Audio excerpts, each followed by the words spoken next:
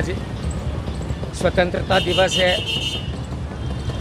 उस अवसर पर आपको बहुत बहुत शुभकामनाएं। आपको भी शुभकामनाएं। आपसे कुछ प्रश्न है मेरे चैनल की ओर से कि देश को दूसरे भगत सिंह की आवश्यकता क्यों पड़ी? वर्तमान जो परिस्थिति है, जिन सपनों के लिए हमारे उन महान क्रांतिवीरों ने अपने देश की आज़ादी के लिए हंसते हंसते फांसी का फंदा चूमा था, उनके वो सपने अभी अधूरे हैं। आज़ादी अभी अधूरी है क्योंकि इस भारत देश के अंदर भारत देश का जो बंटवारा हुआ था, जो हमें आज़ादी मिली थी, वो धर्म के आधार पर मिली थी। धर्म के आधार पर मिली आज़ादी को आज भी हम अपने साथ एक धोखा मानते हैं, क्योंकि धर्म के आधार पर जो आज़ादी मिली थी उस आधार पर समझौता संपूर्ण नहीं हुआ, क्योंकि जो बंटवारे के वक्त लाखों करोड़ों मुस्लिम भारत देश में रह गए थे, उन्हें पाकिस्तान नहीं भेजा गया, और जो पाकिस्तान में हिंदू रह गए थे उन्हें जबरन मार काट के धर्मांतरण करा दिया, या मार दिया, या उन्हें जबरन धर्मांतरण करा दिया, या उनसे निकाह कर दिया। तो ये हमारे देश का बहुत बड़ा धोखा है। गांधी जी ने कहा था कि देश को लेकर आपके पास क्या योजनाएं हैं? मेरी भारत सरकार से मांग है कि वर्तमान में जो परिस्थिति है भारत देश के अंदर, एक समान नागरिक संहिता लागू की जाए और जनसंख्या विस्फोट कानून तुरंत लागू किया जाए। जो भी 2 से ज़्यादा बच्चे पैदा करे उसका वोट डालने का राइट ख़त्म कर दिया जाए। सारी सरकारी सुविधाएं से उसे वंचित कर दिया जाए। किसी भी प्रकार का कोई भी सरकारी सुविधा उसे ना मिले।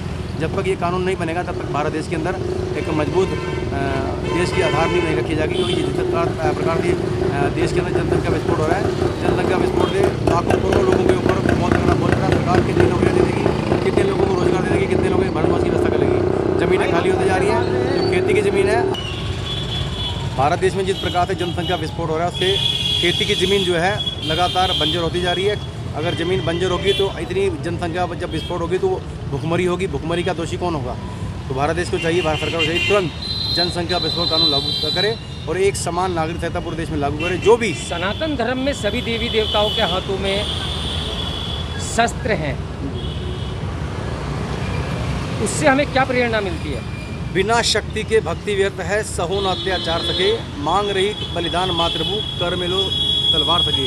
ये संदेश है जो व्यक्ति शास्त्र से मानता है, यानी कि संयम से, अहिंसा से, हमारी प्यार की भाषा समझता है, उसके लिए हमारे पास ऑप्शन है कि हम उससे हाथ जोड़ के विनती करें, अहिंसा परमो धर्म की बात करें। लेकिन जो व्यक्ति रावण जैसा दुष्ट होगा जो प्यार से न माने, जो कंस जैसा दुष्ट होगा प्यार से न माने, जो दुर्योधन जैसा दुष्ट हो जो प्यार से न माने, तो उसके लिए शास्त्र हमें आज्ञा देता है कि आप शस्त्र उठाकर उसका वध करें।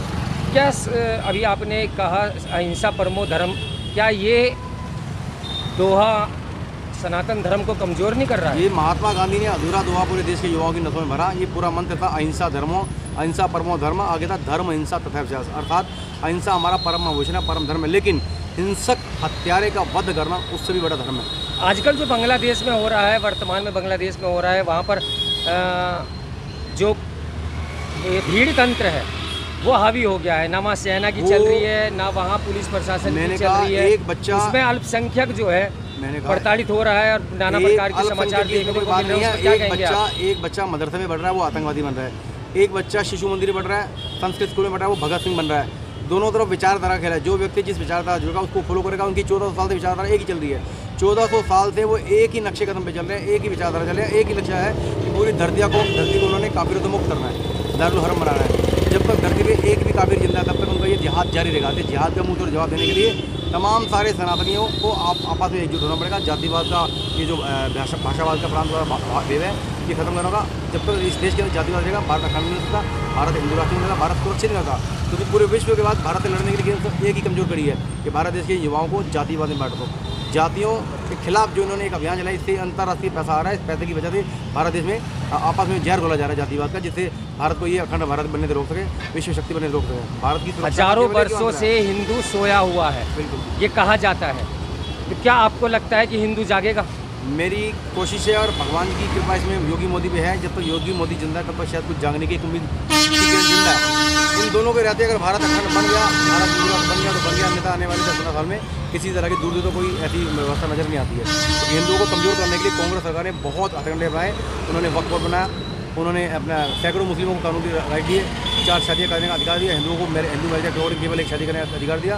तो 1 और 100 का अनुपात है, वो 100 बच्चे पैदा कर रहे हैं, हिंदू 1 बच्चा पैदा कर रहा है। उसमें भी लव जिहाद के माध्यम से सैकड़ों हजारों लाखों हिंदू बहन बेटियों के बलात्कार कर रहे हैं, उन्हें उठा के ले जा रहे हैं, गुमराह कर रहे हैं, उनका धर्मांतरण कर रहे हैं, छोटे छोटे बच्चे किडनैप कर रहे हैं, बच्चे मदरसों के अंदर से मिल रहे हैं। तो युद्ध स्तर पर धर्मांतरण का, लव जिहाद का, भारत को गजवा हिंद करने का उनका सपना दिन रात काम कर रहा है और उसमें अरबों खरबों की फंडिंग स्वतंत्रता दिवस पर आपका क्या संदेश है? मेरा देश के युवाओं से निवेदन है, वर्तमान जो परिस्थिति है बड़ी भयंकर रीति है, आप नशे का त्याग करें, भ्रष्टाचार मुक्त, आतंकवाद मुक्त और जातिवाद का, जिससे भारत को ये अखंड भारत बनने से रोक सके, विश्व शक्ति बनने से रोक सके। भारत की हजारों वर्षों से हिंदू सोया हुआ है, बिल्कुल ये कहा जाता है, तो क्या आपको लगता है कि हिंदू जागेगा?